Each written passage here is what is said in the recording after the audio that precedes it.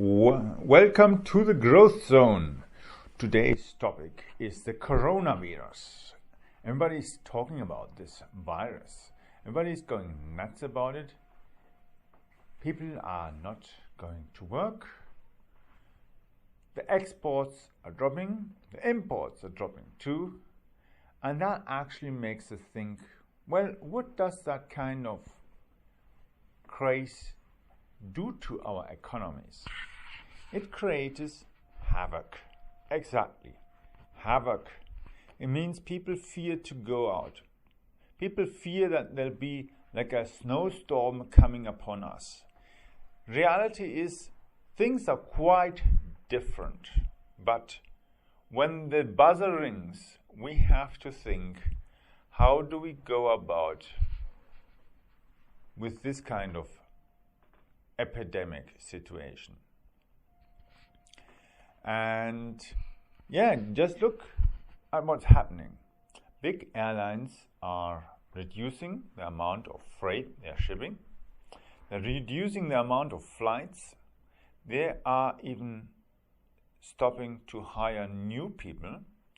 They are reducing their costs as much as they can, because of course the demand for the services has been dropping drastically.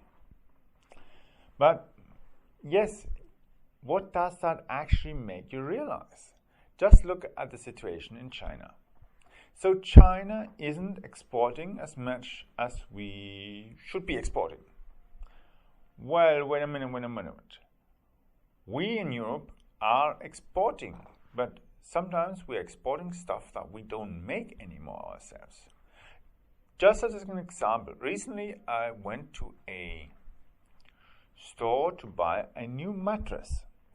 And I looked at the shelves and they all looked quite empty. And I thought, okay, is this business going out of business? Well, the sales guy told us, no. We just can't get the stock. And I said, okay. There were blankets, duvets, mattresses. 3/4 of the shop was empty. And you could really see it from the shelves. I said, yeah, it's all made in China. I thought many textiles would be made in countries like Vietnam and Malaysia, Thailand, and those things. No. The companies have been going to China because it was the cheapest place to produce. You know the rule, maximize your wins and minimize your costs as much as you can. Unfortunately, the side of it is that the companies have made themselves extremely vulnerable and dependable on one region. And now this coronavirus is just getting everybody nuts. Because everybody, of course, is as well fearing to travel. They don't want to travel around. They fear of sitting in a plane and getting ill. Or even sitting in a train. Or even just going into the city to go and celebrate some birthday or anniversary or anything else. They are fearing that literally there's going to come a sort of a snowstorm upon them that's going to force them to stay at home. And that's exactly what's happening.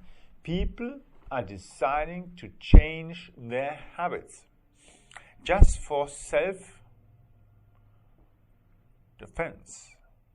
Well, if we are a business, okay, then we would say, fine, then maybe people will be ordering more stuff online. That's true. That would be a logical consequence. The only thing of it is this stuff has to be delivered to them. So you need to have somebody to take the risk, to leave their home, take your parcels and take them to the client. Okay, we can have drones and robots and all this kind of stuff, but we aren't there yet technologically wise. So it still has to be delivered by humans. It has to be produced by humans, and somebody at least has to more or less package the whole stuff and put it in. Unfortunately, we still have most of the stuff being produced abroad in these countries. And not so much stuff that at least consumers need. Companies need other kind of stuff. Yes, that's true. So that's why, for instance, in Europe, we have a more and more expert knowledge, because we cannot work as cheaply as people in countries like China. Because, of course, our living expenses are higher here. That drives the need to become more specialized and being more dependent on our creativity, our knowledge, our ability to think and solve technical problems, organizational problems, and so on.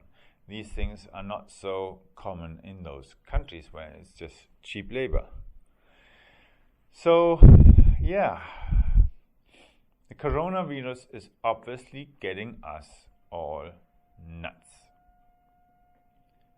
Best go and drink a cup of tea and think twice what you're doing when you're investing, stock options, and shares. Even if you're going out to go to your local grocery, think about it.